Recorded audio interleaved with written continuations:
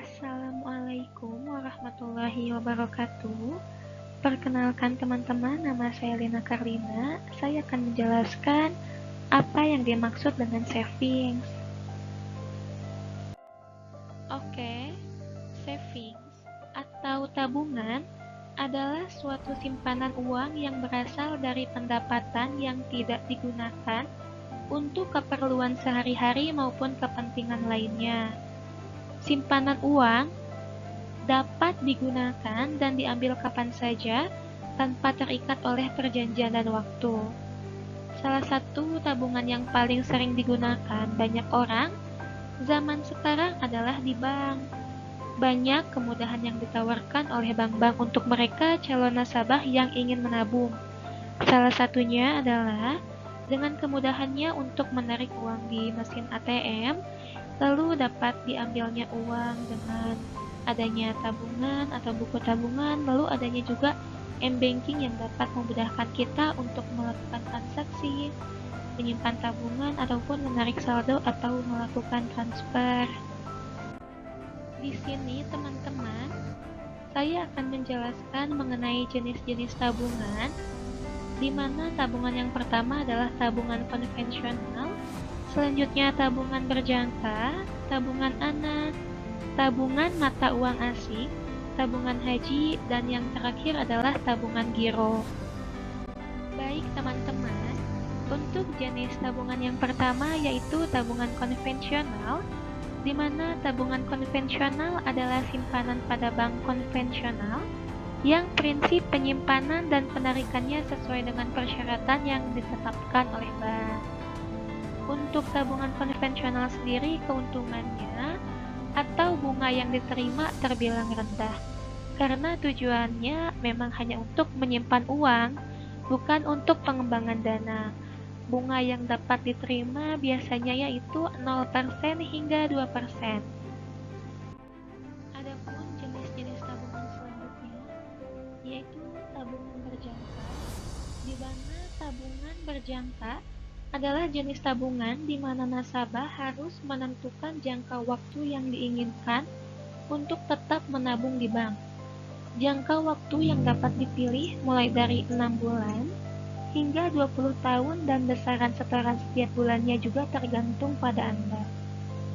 Berbeda dengan tabungan konvensional, tabungan yang satu ini cocok untuk kamu yang memiliki tujuan untuk menyimpan uang dan beberapa tujuan lainnya, seperti untuk liburan atau tujuan lainnya. Bunga dari tabungan berjangka ini relatif lebih baik dibandingkan tabungan konvensional dengan bunga tabungan 3% hingga 7% per tahun. Hanya, tabungan berjangka hanya dapat diambil sesuai dengan yang telah disepakati. Jika kamu melanggar apa yang telah disepakati, maka kamu dapat terkena denda atau penalti. Selanjutnya yaitu adalah tabungan anak. Pada umumnya, tabungan anak ini diperuntukkan bagi anak-anak di bawah usia 17 tahun. Biasanya, produk tabungan tersebut masih menggunakan nama orang tua. Tabungan anak ini ditunjukkan untuk mereka yang ingin mengajarkan anak-anaknya untuk menabung sejak dini. Dari fasilitasnya tidak jauh berbeda dengan tabungan konvensional. Mereka akan diberikan buku tabungan atau beberapa juga kartu debit tergantung kebijakan dari bank. Namun, tentunya tidak terdapat fasilitas banking atau m-banking. Jenis tabungan selanjutnya yaitu tabungan mata uang asing. Tabungan yang satu ini sering disebut falas atau valuta asing. Tabungan ini biasanya sering ditemui di perbankan.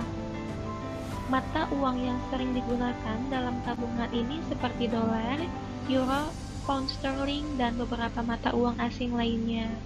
Namun, untuk kamu yang hanya memiliki rupiah, tetap dapat melakukan investasi dengan menukarkan rupiah milikmu dan dikonversikan ke dalam mata uang asing.